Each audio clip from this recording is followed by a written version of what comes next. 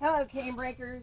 It's Ellen with the CCWD, and today we are going to do a tutorial on how to fill and reuse your sandbags for the desert ecosystem.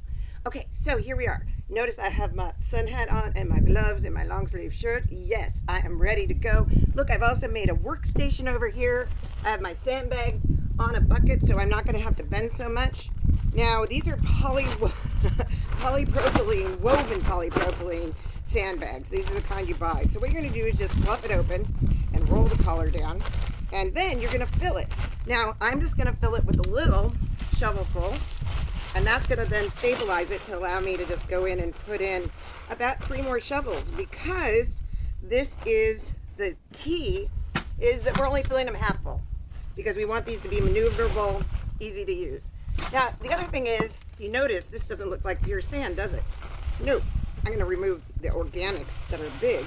But what I'm doing is using any material that's around my property. This is from a project Hank and I were working on, and cleaning. And by the end of the season, when I pull and reuse this bag, I'm going to have composted material with no weeds in it. So here's the trick.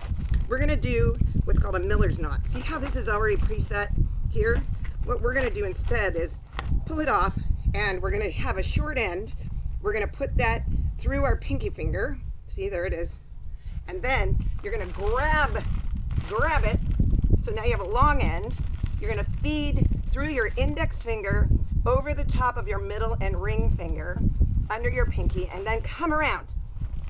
Make a full loopity-doop. And then you make a loop, feed it through your 2 fingers here. This is a little tricky to do with gloves on, but you get used to it. I'm not doing so great here. I have been doing fabulously. Okay, so now look, I have this nice little loop here, and there's my short end. I pull on the loop and the short end, and I have a knot. Look at that. So now I can just pull, I can play with it, I can run it around, and I can also just loosen it up and reuse the material. The other interesting part is, I think, when you're actually using these, fold it in half, then plop it down. And so you plop it on the ground. I can't do that because you can't see it. But then just step on it, and it'll even it out. And then as you're making a row, go ahead and put an even line. But then when you stack them the next row, make sure you stack in the middle, so you're not going to allow that water to find its way. All right, have a good day, everybody. Toodaloo.